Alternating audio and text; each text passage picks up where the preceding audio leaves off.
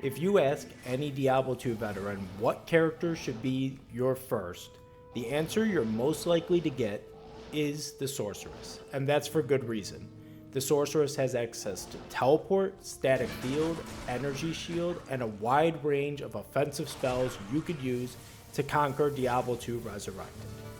The Sorceress is your typical glass cannon, lots of offensive capability, but not a lot of durability. However, doesn't really matter how much damage or how threatening your enemies are when they're all dead. In this video, we're going to go over the basics of the Sorceress. We'll go over the stats, a little bit of the skill tree, and some of the more popular builds. I always enjoy communicating with my viewers, so if you have any questions or critiques about the video, please leave them in the comments down below. Let's start our coverage of the Sorceress, starting with the basic stats. And unfortunately, by doing so, we are going to start off with one of the Sorceress's weak points. Her stats just are not very impressive. She starts off at level 1 with 10 strength. That's not even enough to wear a piece of quilted armor. The first armor type you will come across in Diablo 2 when you start your new Sorceress. I usually recommend putting your first 5 attribute points into strength so you can get some armor on your character. Looking at her dexterity, it actually is sitting at a nice 25 to start out.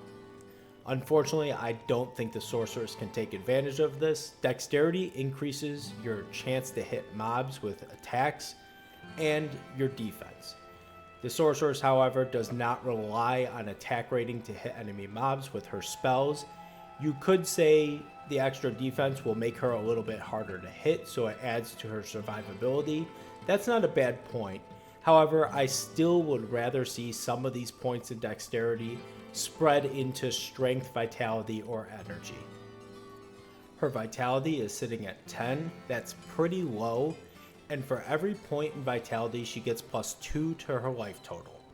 That's not the best value. However, after you get some points into strength with your first level, I would suggest investing a little bit into vitality, raising her life total, and giving her a little bit of survivability. Energy, however, is sitting at 35. That's pretty high. And for every point into energy, she gets +2 to mana.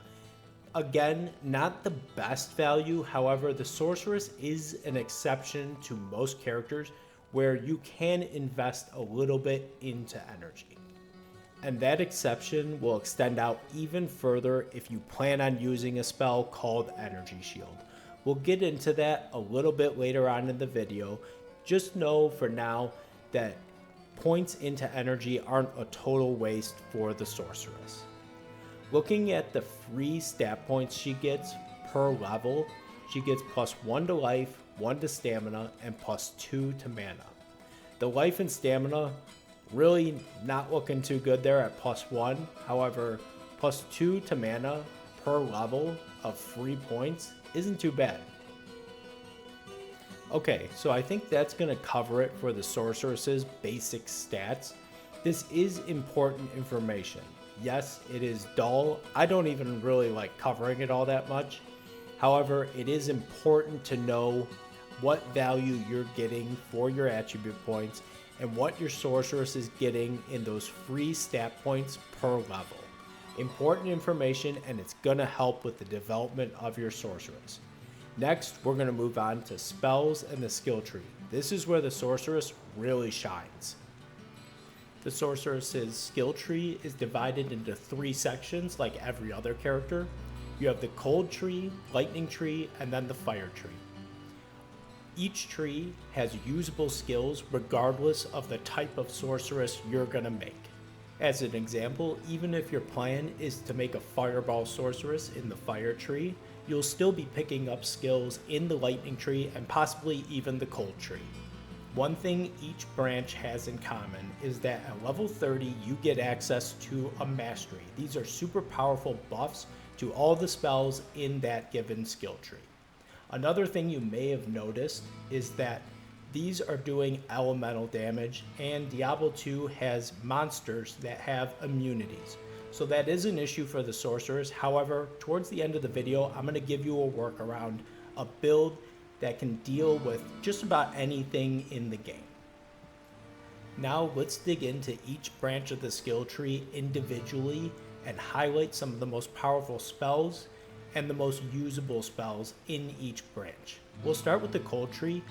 Every one of the spells in the cold tree has a chilling effect or a freezing effect that will slow enemy mobs, so this can be considered a little bit of a safer way of playing the Sorceress. Starting right in the center of the tree, you have 3 bolt style spells that each operate a little differently from each other. Your first spell available is Ice Bolt. It's a mana efficient, light hitting spell that's a good starter. Below that, you have Ice Blast. This spell actually freezes targets, and it's a pretty big, heavy hitter. You could get this spell to do a ton of damage when you have all of its synergies maxed. Glacial Spike, available at level 18, will freeze multiple targets. It doesn't hit quite as good as Ice Blast, but it's still a very usable spell. It isn't uncommon for players to use Ice Blast against heavier targets like act bosses to quickly get them down with that massive cold damage. Glacial Spike, however, is better for large packs of mobs because it has that AoE effect. Up next, we'll cover 2 of my favorite spells in the cold tree, Frost Nova and Blizzard. Starting with Frost Nova, this is a spell that shoots out a ring from the Sorceress that hits every single mob in its AoE, causing some damage but also chilling the mobs. You could view this as a utility spell. There are players that will use this as a damaging spell. However, it's a pretty gear dependent build. Generally, it's more used as a utility skill. Blizzard, however, calls down ice bolts from the sky.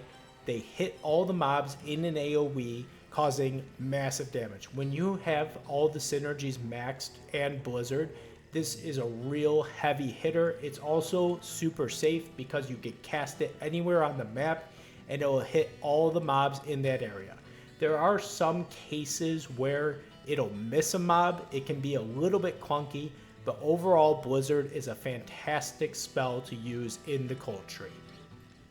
Let's have a look at what Blizzard and Frost Nova look like in practice. You can see I'm using it here in this non-existent level, taking out these cows. You'll notice that Blizzard will turn red after I cast it. Blizzard does have a small casting delay of roughly 1.5 seconds, but you can see just how well it works for taking out these large packs of mobs, delivering a ton of damage and slowing the target. Frost Nova, on the other hand, has no casting delay. You can cast it as quickly as your mana will allow. It's a light hitting spell, doesn't deal a ton of damage. Generally, the biggest use for Frost Nova is as a utility spell. Say you need to get past a large pack of mobs, you can put 1 point into Frost Nova, cast it, slowing all the mobs in the area and allowing you to maneuver around them. This build I'm displaying right now actually is investing in Frost Nova as its main spell and using Blizzard as kind of a synergy to enhance the damage. At level 30, you'll get access to Frozen Orb at the bottom of the cold skill tree. This is a super powerful AoE spell that also has a casting delay much like Blizzard. It's a little difficult to explain exactly how it operates, and they say it's better to show than tell, so let's have a look at what Frozen Orb does in practice. As you can see, Frozen Orb fires from the Sorceress herself, traveling across the map while slinging all these Ice Bolt missiles into all of the enemy mobs. It's a great AoE spell, and it actually delivers its damage twice. You get the Ice Bolt missile damage, and then when Frozen Orb lands, it explodes, causing additional cold damage. Another key thing about Frozen Orb, it doesn't have a lot of synergies, so it doesn't take a lot of skill points to maximize. Up next, we'll have a look at the 3 armors provided by the cold skill tree. All of these provide a percentage-based defense upgrade and an effect in addition to that defense. The first one, Frozen Armor, will freeze any target that hits the Sorceress. This is really nice. You can put 1 point in it, and any mobs that hit the Sorceress will get frozen, allowing her to get away and get some distance from those mobs. Shiver Armor, down at the bottom, does the same thing with the addition of causing a little bit of damage to the mobs that hit the Sorceress. Chilling Armor, however, will not freeze the targets, but it will deliver an Ice Bolt at them. It also has the largest percentage of a defense increase. And to finish off the Cold skill tree, we'll look at Cold Mastery. This operates a little bit differently than the other two masteries in Lightning and Fire. Cold Mastery actually lowers the resistance of enemy mobs. Now, in Hell difficulty, obviously there are cold immune monsters. Cold Mastery will not break their immunities, but if you combine a maxed out Cold Mastery with a little bit of help from some gear, you can break these immunities. In addition, Cold Mastery will bite into the resistance of mobs that are not immune to cold, allowing your cold spells to deal additional damage. Moving on from the cold tree, up next, let's take a look at the lightning skill tree. There's a lot of usable skills here. Almost every sorceress build is going to involve going into the lightning skills. Also, the lightning skill damage is a little bit different than the cold and fire. Cold and fire have a nice tight profile of damage. Lightning skills tend to deal their damage in a wide range. As an example, you could have a spell that deals 1 to 200 damage. So there's a lot of potential to deal a lot of damage with lightning or none at all.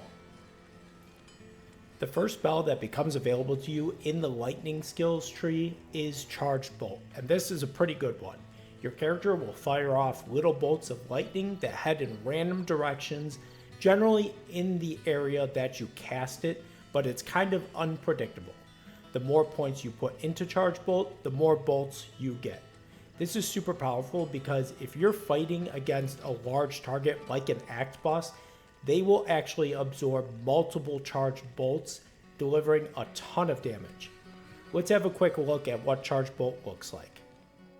So, as you can see, one cast of Charged Bolt can take out many different mobs, or all those little bolts will absorb into one large target and deliver a ton of damage.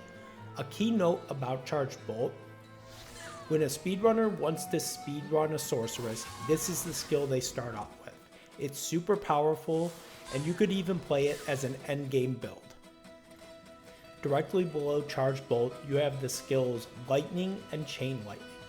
Lightning delivers a large lightning strike out of your character, passing through all mobs in its path, delivering a ton of lightning damage. It's pretty straightforward and easy to use.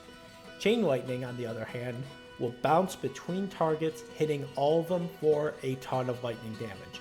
It's a very usable skill, not as popular as some other lightning builds, but very usable skills.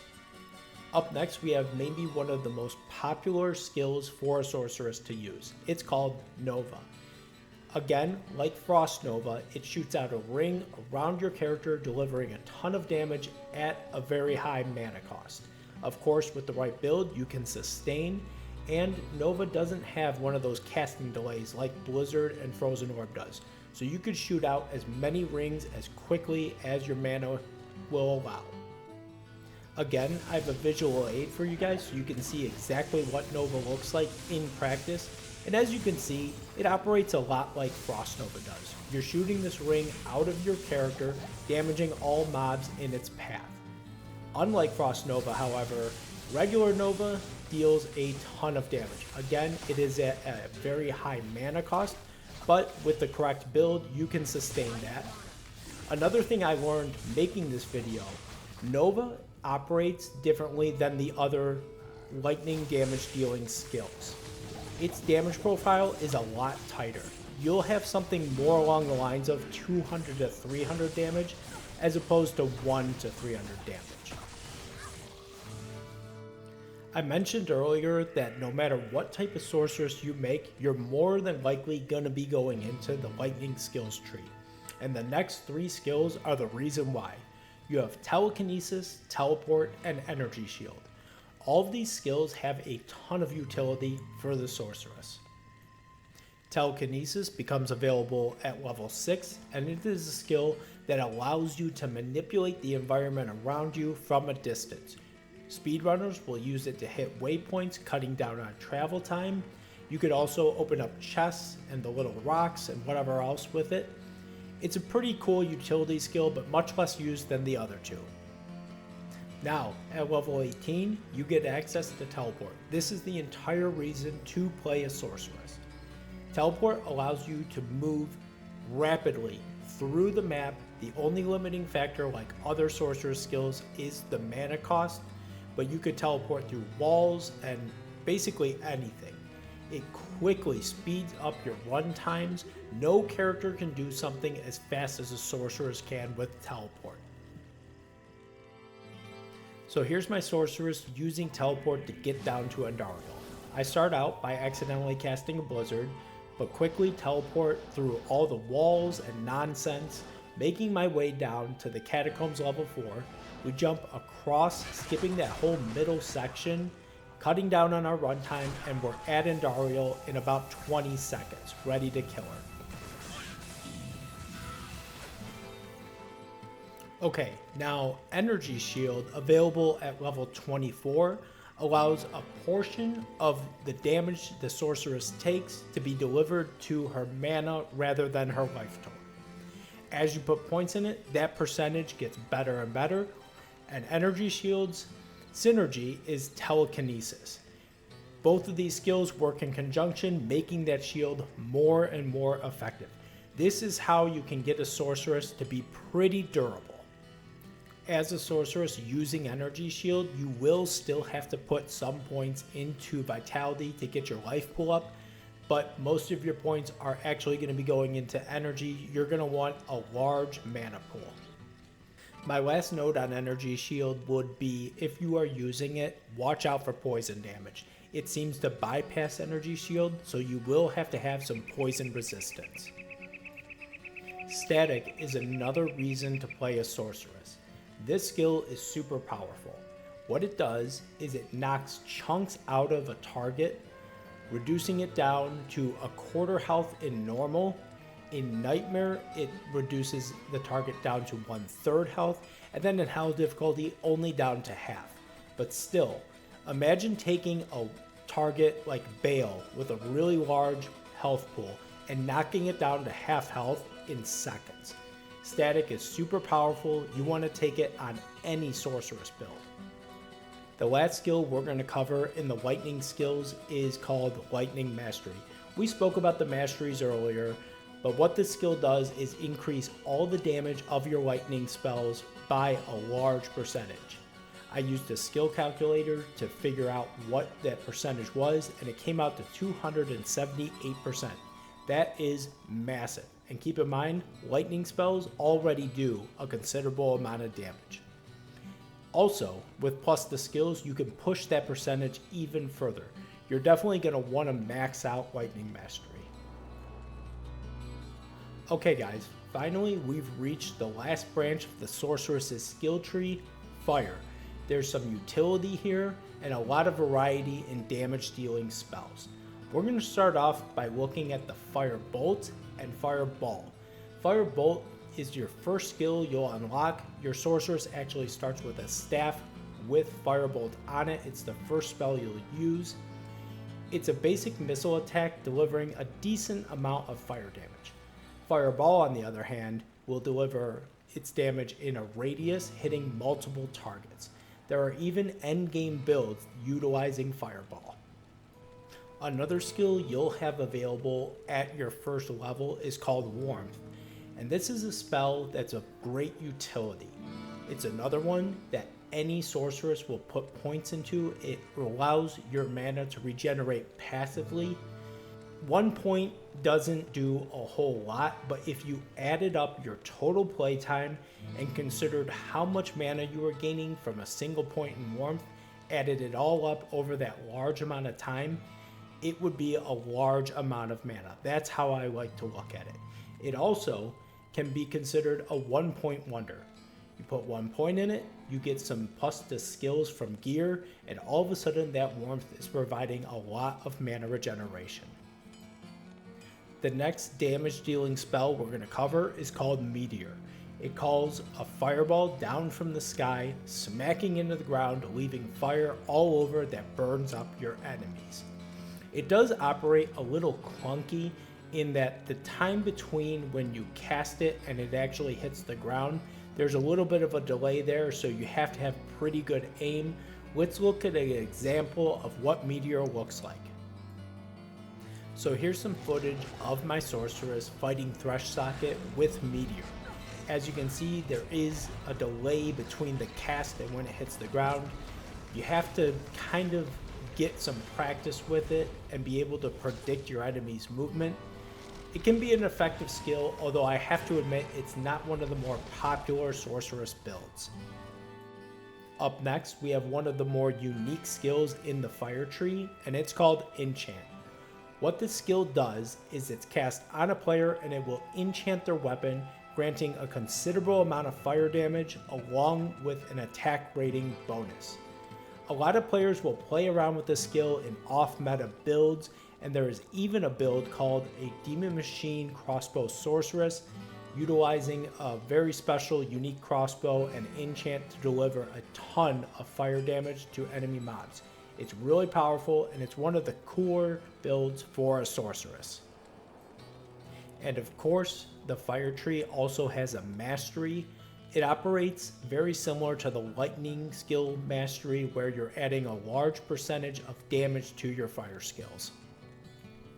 The last skill we're going to cover in the fire tree is called Hydra, and this is a super cool one. If you're familiar with the council members in Travancore, they actually cast this spell. It's quite annoying, and it's really good at killing your mercenary, but we get to utilize it on our Sorceress. Let's take a look at what Hydra looks like in practice. What I like about this skill so much is that you are extending the range of your Sorceress. You can see here, I'm casting it around this corner, and the Hydras are shooting their firebolts at the enemy mobs, taking them out, while I'm under complete safety around that corner. In addition to the safety of Hydra, it also doesn't have a lot of synergies, so you can max it out relatively easy. It's similar to the Frozen Orb skill in the Cold Tree.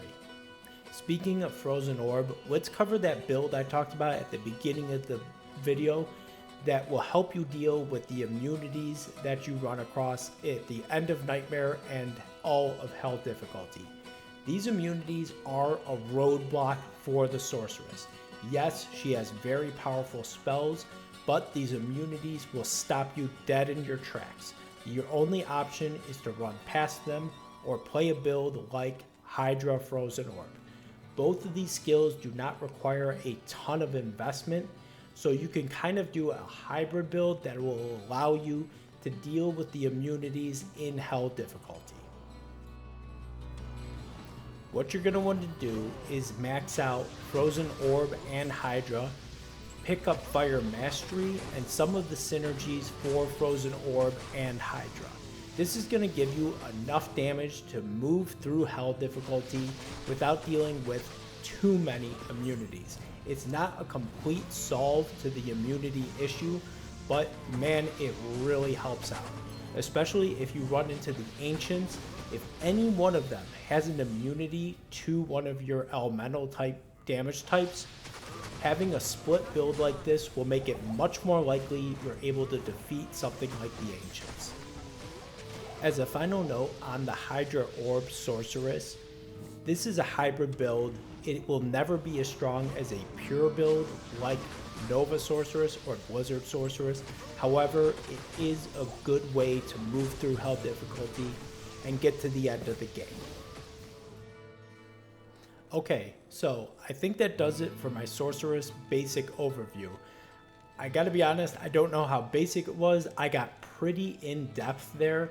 I have a little bit of knowledge regarding the Sorceress. It's probably my second most played character next to the Barbarian. It got a little long-winded, but thanks for watching all the way to the end. I can't thank you guys enough. Have a good one.